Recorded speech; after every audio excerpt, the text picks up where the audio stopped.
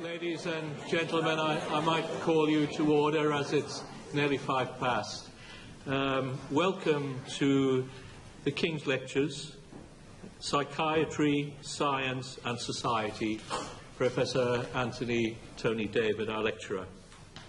The topic of the lecture tonight, which is the second in this series, is Knowing Me, Knowing You, Insight in Psychiatry and Medicine.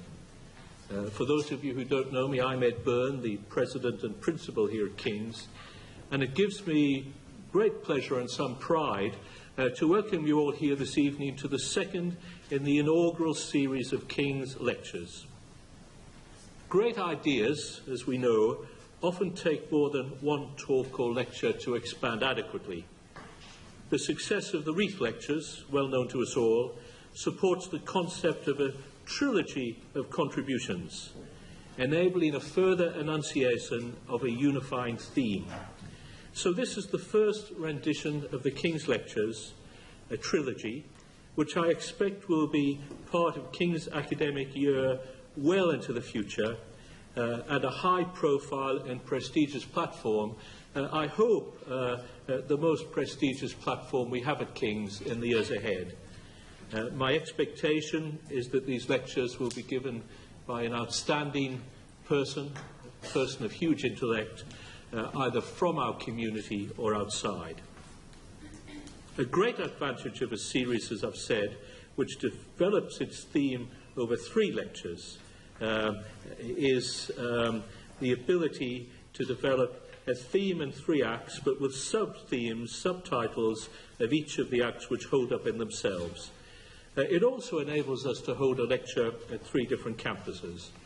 Now, I expect that many of you in the audience will have attended the first lecture in this first King's trilogy, which was held at Guy's recently, and some of you will attend the final panel event at the Strand. For those of you who weren't there, the first lecture was a wonderful enunciation of the differences, some subtle, some more marked, between psychiatry and other medical specialities, and an examination of a rather unique nature as to why psychiatry as a career may be undersubscribed. And it drew on the life history of the late Oliver Sacks in a most intriguing way. The lectures are being recorded for uploading on YouTube, for those of you who can't get to them all, and will be published by King's in due course. So, as you know, our speaker for this first series is Tony David, a distinguished colleague, Professor of Cognitive Neuropsychiatry, NIHR Senior Investigator, and Vice Dean for Academic Psychiatry here at the Institute. He is well known, I think, to most of you in today's audience as one of the most eminent academic psychiatrists in the land. Professor David qualified in medicine at Glasgow University in 1980. He trained in neurology before entering psychiatry at the Maudsley Hospital, London. He has a master's degree in cognitive neuropsychology. He's been an honorary consultant here at the Maudsley since 1990, and was awarded a personal chair from the Institute of Psychiatry just a few years later. He was appointed Vice Dean for Academic Psychiatry in 2013. He has a very wide and diverse range of research interests and has made contributions in many areas across medicine, ranging from cancer to chronic fatigue, schizophrenia to hysteria, neuroimaging, both structural and functional, and to epidemiology. He is especially interested in the concept of insight in schizophrenia and how this relates to treatment compliance. Professor David has published approximately 550 papers in scientific or medical journals. He is the founding editor of the journal Cognitive Neuropsychiatry and has co-edited several books, including The Neuropsychology of Schizophrenia, Disorders of Brain and Mind, The Self in Neuroscience and Psychiatry, and Leishman's Organic Psychiatry. He is a Fellow of the Academy of Medical Sciences and an NIHR Senior Investigator. He is a Fellow of both the Royal Colleges of Physicians and the Royal College of Psychiatrists, and a former Chairman of the British Neuropsychiatric Association. He is a member of the Experimental Psychology Society and a founder member of both the British Neuropsychological Society and British Neuropsychiatry Association, having been chairman of the latter for some years. I first had the privilege of hearing Professor David lecture when he gave the 4th in the annual John Toulmin Lecture and Law and Psychiatry series, a series set up following a gift by John and Carolyn Toulmin to the college with the aim of establishing collaborations between two King's faculties, the Dixon Boone School of Law and the Institute of Psychiatry, Psychology and Neuroscience. Professor David then spoke on the unexamined life, insight in the law, and I and everyone in the audience was impressed by the breadth of his vision and his insights. Perhaps a Renaissance man, a much misused term, certainly a wonderful lateral thinker. Tonight's lecture, building on the first, but also complete in a way in its own right for those of you who can't get to know the other lectures, get to see the other lectures, knowing me, knowing you, insight in psychiatry and medicine. Please join me in welcoming Tony Dev to the podium as the inaugural King's Lecturer.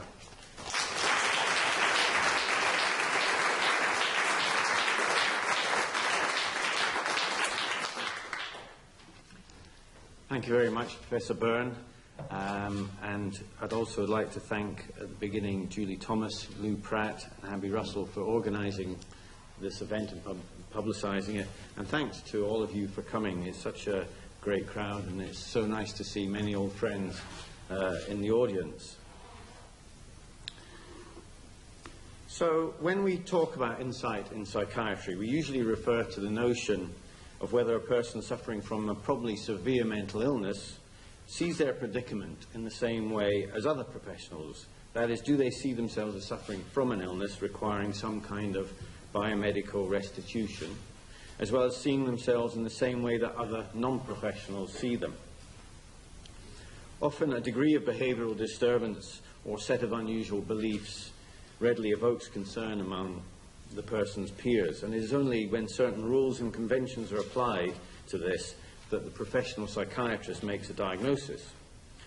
However, from these hard cases, where there is usually at least a consensus about what constitutes a mental disorder, if not unanimity, insight and self-awareness spreads into other areas of medicine and indeed beyond medicine, into the worlds of business, entertainment, human relationships generally. So the question that any person might ask themselves includes things like, what am I like in terms of my health? Am I healthy or am I ill? And if I'm ill, is it a physical or a mental problem? But also, what sort of person am I? Physically, what am I like psychologically? What are my strengths and weaknesses? Who knows me best? You or somebody else? So self-reflection is, of course, a metaphor. But literally being able to recognize oneself in the mirror can be studied quite objectively across the lifespan and across species. It was believed for many years that mirror self-recognition was confined only to the highest primates. But subsequent work has shown that other mammals, such as dolphins and most recently macaques, that they also, with some training and some experience, are able to realize that what they see in the mirror is not another animal similar to themselves, but is actually themselves. And what chimpanzees do when in front of a mirror is that they make faces and examine their genitals, much like human beings. In our own species, infants quickly learn the self-other distinction. And again, this can be studied by, you place a mark on the child's face, perhaps, and you see whether they reach into the mirror to touch it, or whether they realize it's on themselves.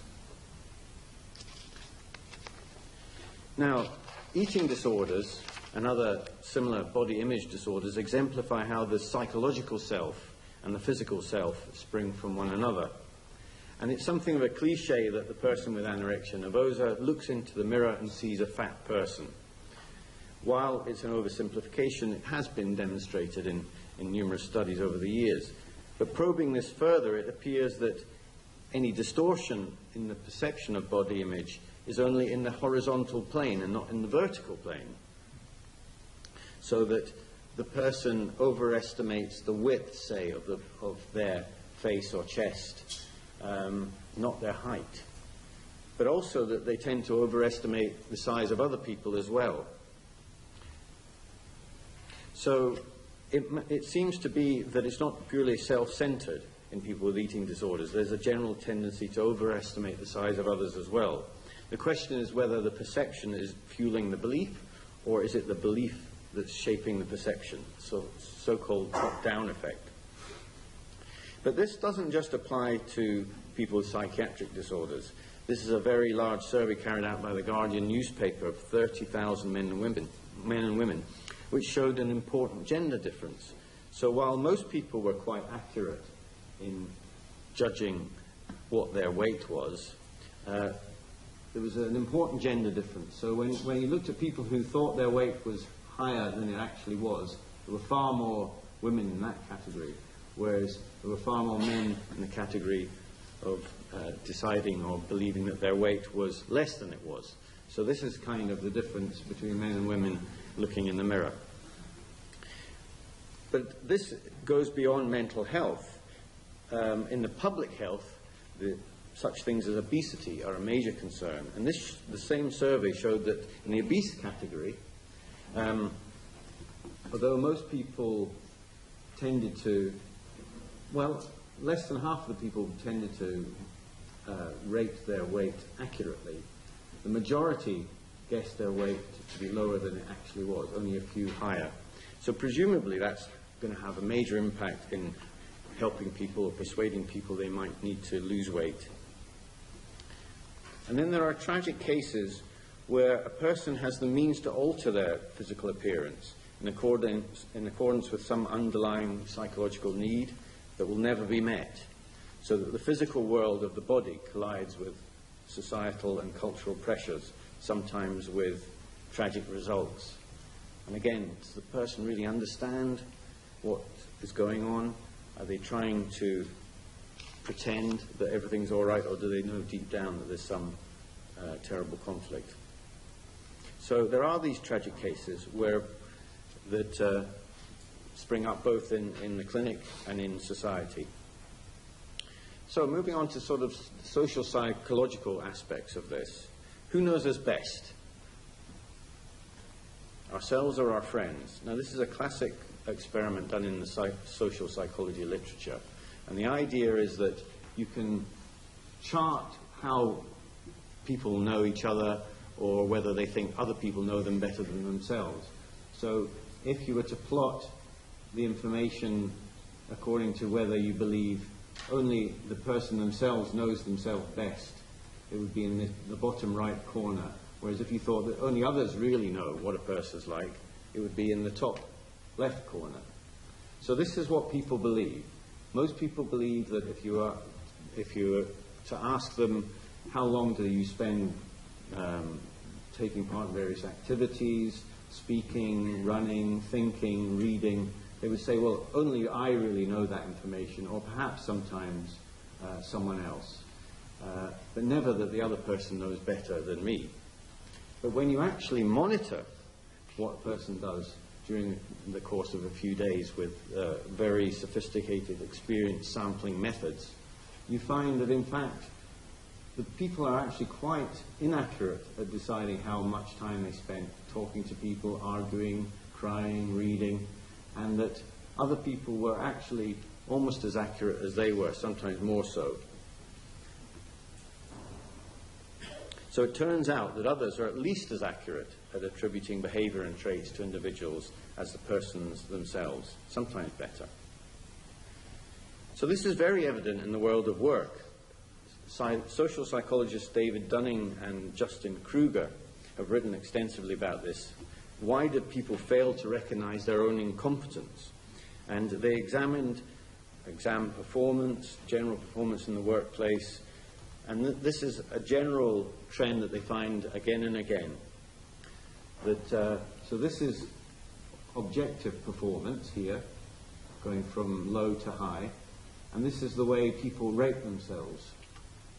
So what you have here is that people who are worst in their performance show the biggest discrepancy between their judgment and the actual reality. And in fact, people who are the best performers, if anything, tend to underestimate their performance. And this spreads right throughout society. So it's one reason why women tend to underestimate their ability at science. Bad doctors particularly overestimate their ability.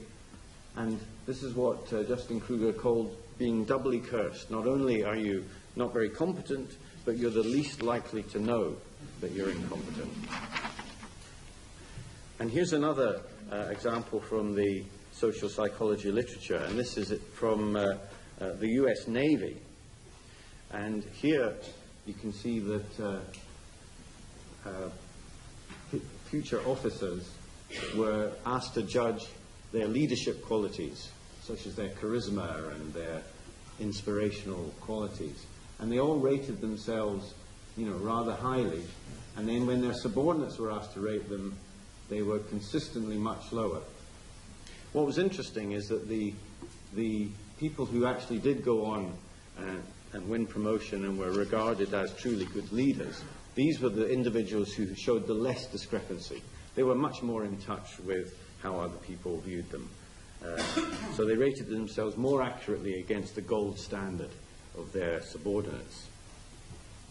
Now, one reason might be that we don't get enough honest feedback from our peers. Hence, we do not accurately rate our performance. And this is particularly so when it comes to undesirable information or our reluctance to communicate this to each other. So this is a classical experiment from the sociology literature where Rosen and Tessa set up this scenario where a person turns up expecting to participate in an experiment, but unbeknown to them, they're subject of an altogether different experiment. They're told that to wait, but if someone comes in called Glenn or Gwen, you should tell them that they need to get some very good or very bad news right away. It's very important.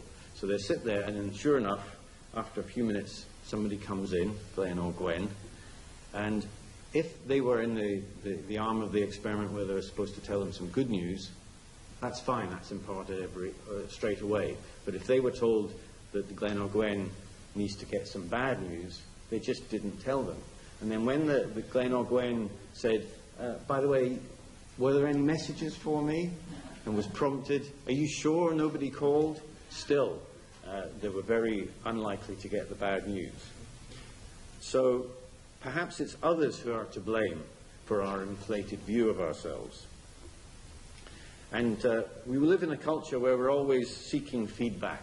So universities, they put a lot of store on student feedback. That really counts for everything. But do we really want to hear the feedback? And professionally, we're having to do these appraisals the whole time, and we claim that we relish feedback, but do we really? This is what my appraisals are like.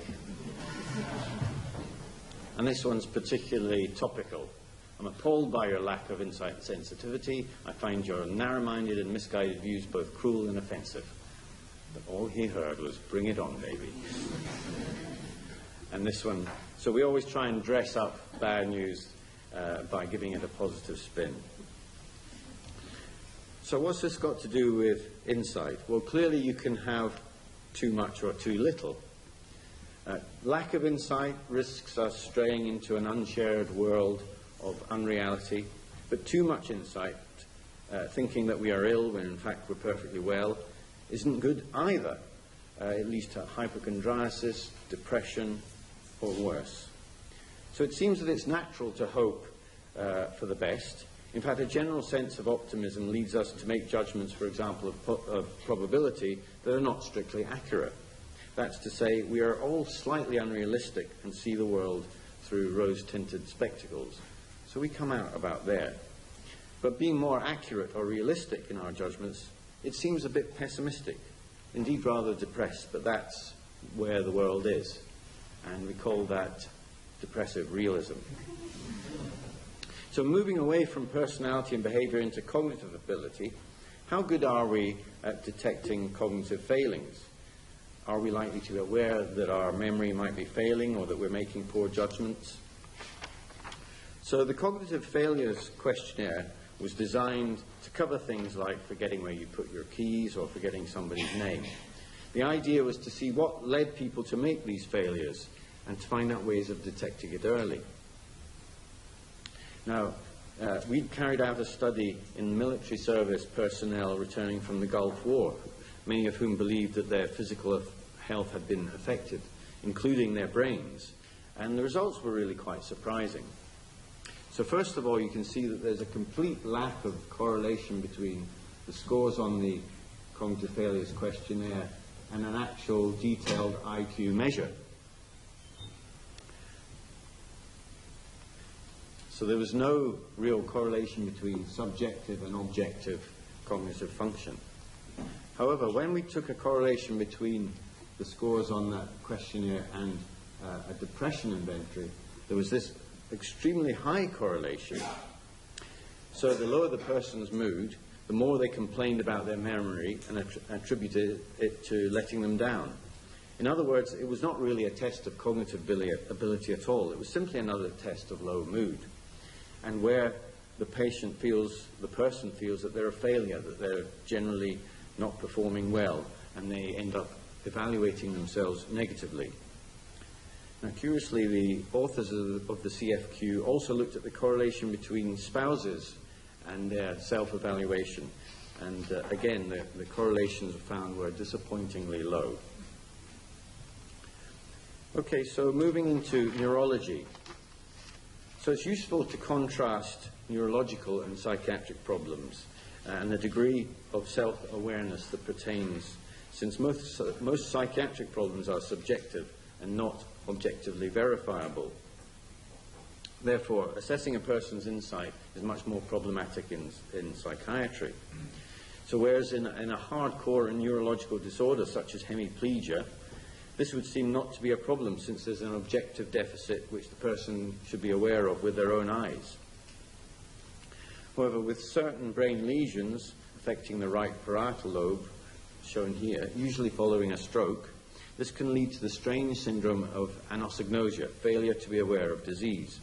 And this is where a patient may flatly deny any problem with a paralyzed limb, may even deny that they have the limb at all. So work has shown that where a person has hemiplegia without lack of awareness, over on this side, the lesion is usually rather focal and confined to the subcortical regions here. Whereas if they have the same kind of deficit accompanied by anosognosia, the lesion is much broader and spreads out into the cortex. So it's as if every part of the brain has accompanying it another part which monitors the function within that part. It's a very, very efficient system. Edwin Weinstein was a neurologist who wrote about anosognosia, believing it to be just an example of why people tend to deny illness. He held the view that any kind of brain damage accentuated this tendency rather than there being a specific system involved. Now, this is not really compatible with the special role of the right hemisphere in body schema and anosognosia. The extent to which lack of awareness or anosognosia in neurology settings is comparable to psychiatry settings is something that we've tried to study in conditions such as Alzheimer's disease, schizophrenia, and following brain injury. So all of these groups of patients suffer from loss of cognitive ability, like memory, and there's often alteration in behavior and personality, and all of these can apply to people with schizophrenia who on top have delusions and hallucinations. So this is work by James Gilleen and Kathy Greenwood. When we compare three groups, it's interesting to note that when it comes to memory impairment, people with Alzheimer's disease will generally start off predicting good performance on a forthcoming memory test. So here, So say you said to the patient, I'm going to give you 30 things to try and remember. How many do you think you'll remember? And they'll say, well, 28 maybe. Then you do the test, and they perform very badly. They only remember 3 or 4. And then you immediately ask, so how well do you think you did in the test? And they'll say, yeah, well, not quite as well as I thought. I probably remembered 10 or 12 of the items. So there is some recalibration, there is some online awareness, but it's still not quite accurate. But before we expect too much of our patients, we should note that informants also tend to overestimate the person's memory, even though they're caring for them day to day and are only too familiar with the problem. So people with schizophrenia who have the same level of memory impairment in this regard were extremely good judges of their memory. However, that doesn't apparently spread to their awareness that their hallucinations and delusions are not shared by other people. So you remember the Dunning-Kruger effect? Well, when we looked at our Alzheimer patients, it's exactly the same pattern. So this was their objective performance on the memory test, and this was how well they judged their memory to be. So people whose performance was really very good, if anything, underestimated. So in a way, the people with Alzheimer's disease are just like you and I, show the same biases perhaps, except they really do have a memory problem. Okay, so going back to schizophrenia for a moment. So this is Eugen Bleuler, the Swiss psychiatrist who coined the term schizophrenia. And he also described autistic thinking, although it had nothing to do with what we now understand as autism. It meant a state in which a person's beliefs are impenetrable to reason, or the experience of the outside world. And he saw this as one of the hallmarks of the disorder. So this was an example. A schizophrenic inmate of an asylum enters a county inn and can only be removed by force because he expects the Queen of Holland, who wishes to marry him, to arrive at any moment. He's a little, ungainly creature without a single advantage of mind, body, or estate. It's impossible that the Queen of Holland should know anything about this patient, because after all, we're in Switzerland. And if she did, he would be the last man she would wish to marry. He imagines something absolutely impossible and believes it to be reality. It's not very empathic, but certainly a dramatic anecdote. And this is Aubrey Lewis, who founded this institution. And in writing in 1934, he took a much more nuanced view.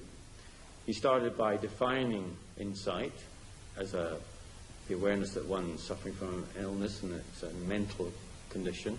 He noted the resemblance between that and some neurological conditions. But he said that the insight in psychosis requires the action of cognitive processes which are themselves abnormal.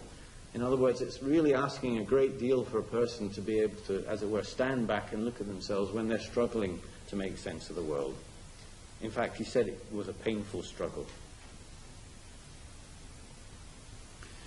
So how do we assess this? Well, one very simple method is to use little vignettes.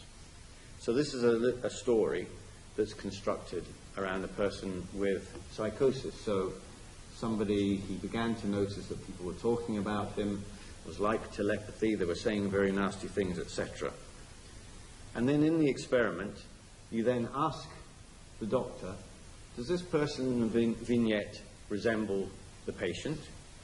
And you ask the patient, does this person in the vignette, do you think they have a mental illness? And then you ask the patient, is this person in the vignette, are they anything like you? So yes.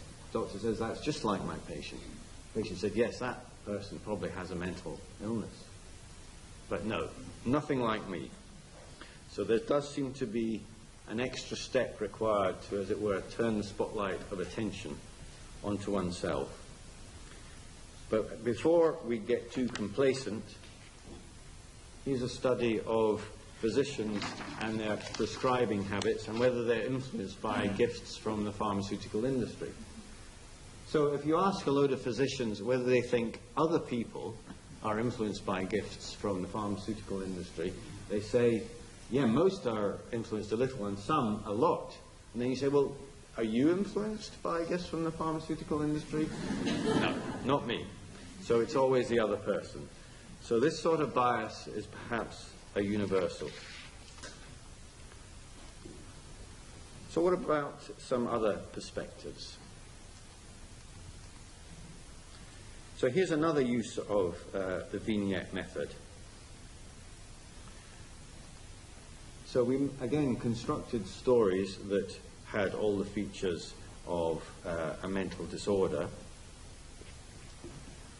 But we were testing the hypothesis that if the person saw these features applied to someone else in the third person, they're more likely to attribute it to mental illness than if they were applying it to themselves in the first person. So this was the vignette, and it was more full than the other one. John, he's 28, he believes that he's influenced by other people. Sometimes what he says can't be understood because he jumbles his ideas together. He believes everyone knows what he's thinking, his thoughts are broadcast, etc., etc. So in the first part of the experiment, people asked, is this person suffering from a mental illness, do you think? Does this person need treatment? Are these events and experiences in the person's mind? And then, on a separate occasion, with a slightly different vignette, if these events were happening to me, would I think there was something wrong with me, like a mental illness? Would I need treatment? Would I think that the experiences were in my mind? So this is what the healthy controls thought. So when it was in the first person, here is their likelihood to attribute to mental illness. It was much lower than when exactly the same information was phrased in terms of someone else. However, patients were much more even-handed. In fact, there was no difference. So although they generally were less inclined to attribute anything to mental illness, at least they were consistent and they were even-handed. They didn't show the same bias that apparently healthy people show. Now, what can neuroscience add to this story? It's possible to get a handle on self-reflective processes using the latest technology such as functional magnetic resonance imaging.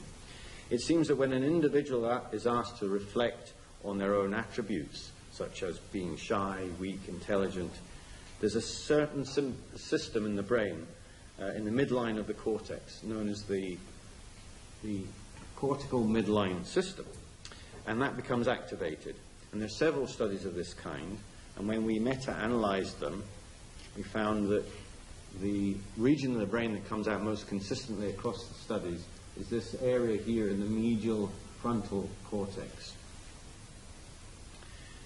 And curiously, that's exactly the area that gets damaged in the most famous psychiatric or neuropsychiatric case of Phineas Gage, where a tamping iron shot through his head and damaged precisely that area, and seems to be responsible for behavior that was deemed antisocial or out of character. So in a separate study of 72 patients with first episode psychosis carried out by Kevin Morgan, we divided the group into those who scored highly on an insight interview versus those who scored low. They were comparable in other respects. And when we fed the information, when they had a brain scan and we fed the information into a computer, we asked the computer to carry out what's known as voxel-based morphometry, so it can pick out areas where the grey matter density is lower and that coincides with lower insight scores. So it turns out that in yellow, these areas that coincide with the cortical midline system are somehow reduced in the patients who we deem to have lower insight. Now, it would be wrong to think that this constitutes a kind of insight center, because clearly it's much more complicated than that, and there are other important brain regions. I mean, here's another study that shows the insular cortex, which is critical for the way we monitor our internal bodily states. And it's thicker in terms of grey matter in patients deemed to have good insight. And it suggests that some signals about our state of mind come from our body. And this includes being able to put a label on our emotions and feelings. So again, going back to Aubrey Lewis, it suggests that it is a lot to ask of patients with psychosis to show a high degree of insight when the machinery necessary to make these judgments is perhaps damaged or not quite fully developed. We carried out research with schizophrenia patients to see if they activated the same areas of the brain as healthy controls when reflecting on their character, as well as on symptoms of mental illness. So we showed the people words: unstable, crazy, disordered, psychotic, positive and negative, as well as mental illness. And they had to appraise themselves. Are you unstable, crazy, disordered? And we chose someone as another person who they all knew, Tony Blair. Is Tony Blair unstable, crazy, disordered, psychotic? Of course, there's no right or wrong answer. And then there was a baseline judgment: does the word contain the letter A? And this is what we found, that there was one area that really stood out as being different in the patients versus the controls when they were making a judgment about themselves as opposed to Tony Blair. And this was it. It's in the medial frontal cortex. So you can see that the healthy controls, when they're turning the spotlight of attention on themselves, are able to find that extra bit of energy, as it were, to make the distinction between self and other. Whereas the people with schizophrenia somehow weren't able to turn this region up any higher. And perhaps that's something to do with failing to recognize that they have an illness. And you see that this area more or less coincides with the area in healthy people that we deem to be important for self-reflection, slightly more superior. And also, you remember the study we did in patients looking at the brain structure, and found that so this area that is slightly underactive coincides with an area of grey matter loss of density. So there's some quite pleasing convergence between the functional and the structural. Now, not only that, but it seems like this region is implicated in several neuropsychiatric conditions in which insight is implicated.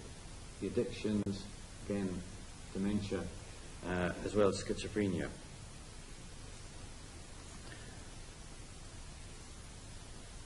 So we can say that the functional imaging in normals points to a cortical midline system as being critical to self-appraisal. But the data in schizophrenia patients suggests similar medial frontal areas may be less active during self-evaluation, relevant to insight, and that altered function of this cortical midline system might underlie lack of awareness across many neuropsychiatric conditions. So this may well be theoretically interesting, but does it have any practical value? So in the last few minutes of my talk, I'd like to take you back 150 years to the old Bedlam Hospital. As many of you know, this is the old Bedlam Hospital. It's now the Imperial War Museum, and this is one of Hogarth's etchings on Bedlam. So 150 years ago, a physician, Hugh Diamond, was exploring the cutting-edge technology of the day, photography. And he photographed many of his patients, both as a record and as a therapeutic tool. And what he would do is show patients photographs of themselves when very disturbed, in the hope that it would help them come to terms with their condition. So these were collected by Rob Howard recently. And here's an example. Anne Dines, 20 years old, with insanity due to disappointment in love and hereditary. There she is, 20 years old, admitted to the Bedlam and then Springfield Hospital. Note the sort of crown of twigs and thorns, because she had a grandiose delusion. She thought she was the Queen. And so Dr. Diamond wanted a photograph, so he said, I told her that it was my wish to take portraits of all the queens under my care. Not strictly true. And she said, queens indeed. How did they obtain their titles? They imagined them. So again, you can see that insight into one's own condition doesn't necessarily imply a lack of insight into someone else's. But this was interesting. He wrote, her subsequent amusement in seeing the portraits and her frequent conversation about them was the first decided step in her gradual improvement. And about 4 months ago, she was discharged perfectly cured and laughed heartily at her former imaginations. So this idea has recently been updated, and a group in Boston used video self-observation to see whether that could enhance insight and recovery in people with psychosis. So it was a controlled experiment, and the control condition was watching a video of Victor Borge, comedy pianist. Some of you will remember. So watching that video, well, it slightly improved people's insight, but not really very much. Hopefully it cheered them up a little bit. But watching a video of themselves when they were first admitted seemed to lead to quite a significant improvement in the person's insight. Now, the flaw in this experiment is that it's not a very good control. So perhaps looking at anybody first in a distressed state while you're trying to come to terms with your own condition, maybe that would help, or maybe it has to be a video of yourself. So we carried out a sort of a replication, but this time using the person's own video recording and that of an actor displaying general signs of being unwell.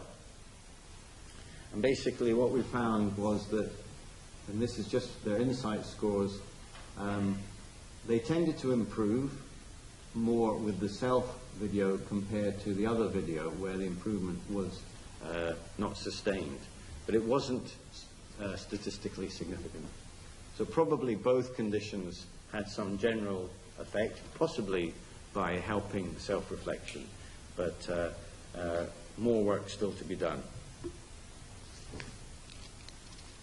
So just to wind up, self-reflection, self-evaluation can be used as a normative construct, that is something that applies to everybody, healthy or unhealthy, and can be regarded as being equivalent to what we talk about as insight into psychopathology. Self-reflection at the literal visual level is important developmentally and through the lifespan, and it is related quite literally to disorders of body image.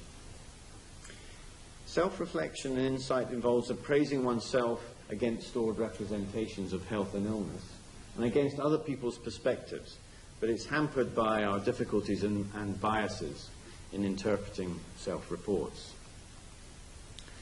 A functional cortical midline system is associated with self-awareness, and schizophrenia patients who often show, quote, poor insight into their condition do not do so because of an exaggerated self-serving bias. They do so, it seems, because, and there is evidence of structural and functional MRI changes in critical brain regions that potentially hampers or alters self-appraisal. Literal self-reflection, aided by technology, may aid psychological self-reflection and deserves to be explored more as a potential therapeutic tool. So just finally, 36-year-old, slim, attractive female academic seeks, professional woman, slim, attractive, late 30s, seeks 41-year-old woman, still attractive, seeks 41-year-old woman, young at heart, seeks similar bloke for carefree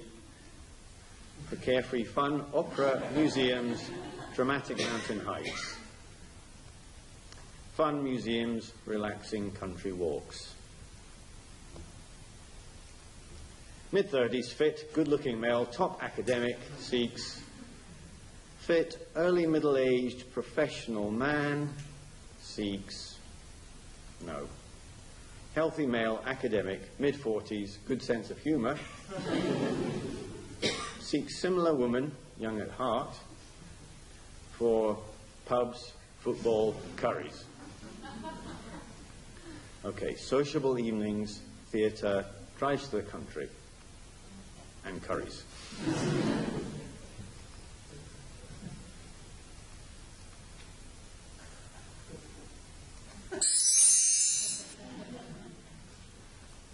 Thank you very much.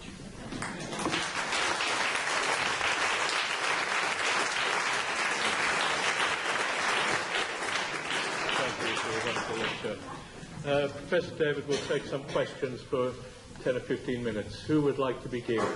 Perhaps announce who you are, because he'll know some of you, but not all of you. Yes. A-level examination. What was the response then to that C-level? Was it successful? Whatever you think. Paul Weiss. Tony, you mentioned some potential interventions.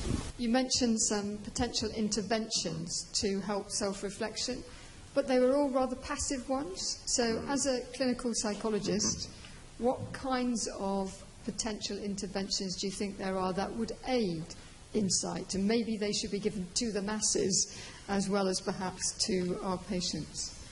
Yeah, there are quite a lot of studies underway using more sophisticated psychological approaches based on metacognition.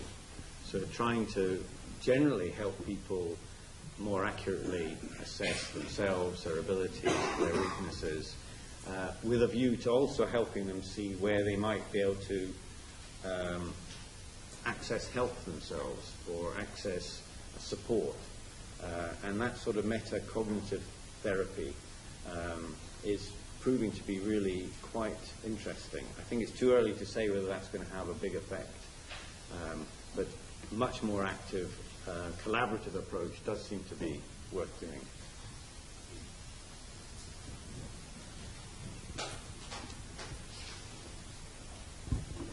Hi, I'm Mao. I'm a medical student.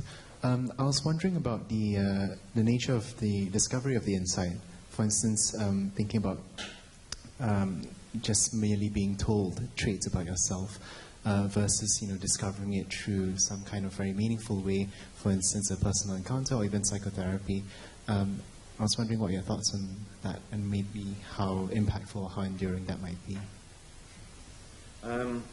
Well, I guess just telling people what you think about them seems unlikely to really help a person seek some sort of truth about themselves. Although I think we should be wary about thinking that there is some sort of truth in there, if only we could just sort of dig it out. I think it's a sort of life's work and a collaborative effort as well between ourselves and our loved ones, and as well as between ourselves and our clinicians if we happen to have them. But yeah, I think it's a sort of long-term struggle. As Aubrey Lewis said, it's a long-term journey. And everyone, I guess, has to find what's true for them in the end. Thanks, Tony. You're probably expecting this question, but as we know that the concept of self is not unitary or even single-layered, and the kind of self-reflection you've been mentioning is more to do with the narrative or the reflexive self. And if you're a fan of Louis Sasson co-authors, you would know that the most fundamentally disturbed sense of self is actually what is called the basic or pre-narrative, pre-reflective sense of self in psychosis. Could it be, I don't know what you think about this, but could it be that it's because the very basic sense of self is so damaged that they just can't bring themselves to kind of reason or to evaluate any higher? Well, I think that there is that view of schizophrenia that, there isn't a self there anymore. You know, I think that's an overly pessimistic view.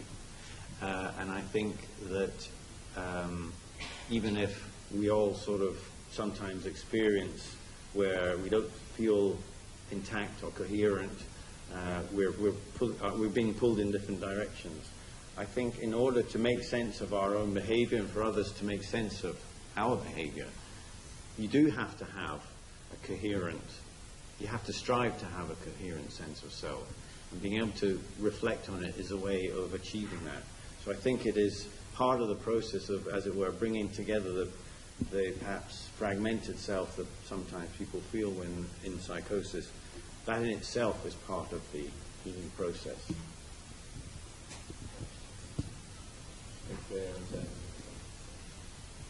Hi, I'm Ingrid O'Brien. I'm a psychiatrist from George's. Thank you. It's really interesting talk. I was just wondering how your research fits into the more continuous model, both of psychosis and, I suppose, of insight. Especially some of the neuroimaging doesn't. It's very kind of categorical. You know, schizophrenic not, brain changes not, insight not. Well, I think what we think is that insight in psychosis has some trait-like effects and some state-like effects. So it goes up and down as people become more psychotic and then recover. But there tends to be, if a person, when they were ill, always seemed to have poor insight, subsequent illnesses, the same sort of pattern. So there's something fixed. But on the other hand, there is a lot of variation and fluidity, and you know, otherwise there would be no point trying to sort of target insight as therapeutically.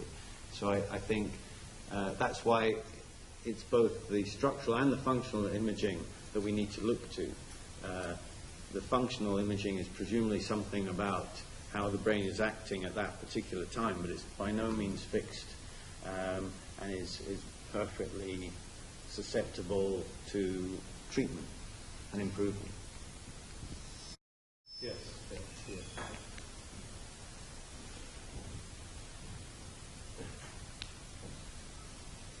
Hi. The reason it maybe been answered there a bit already then, but so I'm an author, and I've been meeting lots of people recently with schizophrenia who've been telling me their stories. And yeah, one person I spoke to has some, I guess we call them delusional ideas about believing she'd committed lots of crimes, which objectively she hasn't committed. But at the same time has sort of this awareness that she is unwell, and sort of talked about that balance of holding both of those things, of on the one hand knowing she's got this illness and being unwell, but at the same time still believing that she has committed those crimes. So I just kind of wondered where that sits on it all. Perhaps you've answered that a bit already. But. Well, we tend to think of insight as a multidimensional, that it includes a sort of general awareness of needing help, being unwell, as well as specific insight into, you know, are the hallucinations really people talking to me, or perhaps is it my mind playing tricks on me? And these things can be independent. You can have one without another, which I think is really fascinating. In the same way as that you can be aware that your memory is failing, but not aware that your behavior is antisocial. So we have different awarenesses, plural. And I think that's part of the key to understanding really what's going on. We'll take a final question over here. And then have a formal discussion. Hi, thanks. Tom Pollock, I'm a psychiatrist. If you believe the news, we're sort of in an era where people's cognitive biases and their lack of rationality are being exploited like never before by Russian bots and sort of Cambridge Analytica and Facebook and the like, and potentially that's a kind of crisis that's looming. So how are you going to save us? Well, I'm glad you asked me that, because that obviously is why I'm here.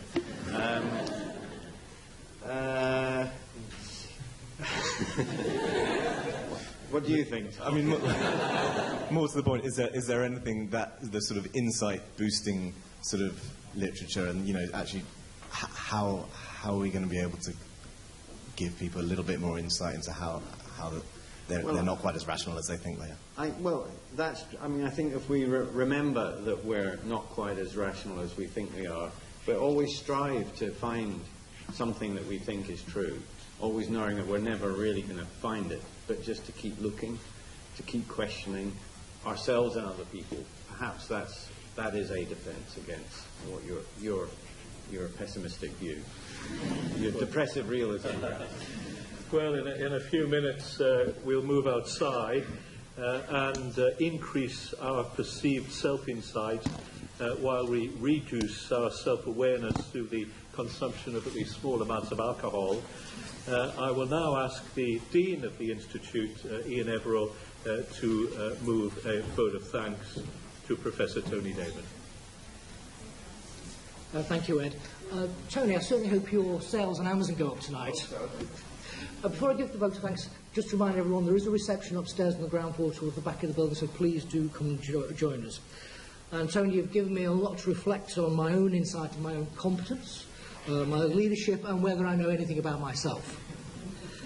It gives me great honour to do this vote of thanks, because I was just reflecting with Tony that we've known one another for over 30 years, and that I've heard him speak many times over those years, and I've always been very impressed by how he masters many areas. And I think he's a very distinguished lecturer. And this evening he took us on a fascinating journey where he wandered seamlessly from management theory to social science to neuroimaging to neurology, psychiatry, and using all these disparate efforts to develop and share with us his aspects on the understanding and complexity of insight. I think it was a true tour de force. Thank you for that. And I want to use the title of a paper we published last year in Schizophrenia Research and say tonight Tony's given us a truly remarkable insight on insight and a wonderful second lecture of the inaugural King's Lecture Series. Tony, thank you very much. It was very enjoyable.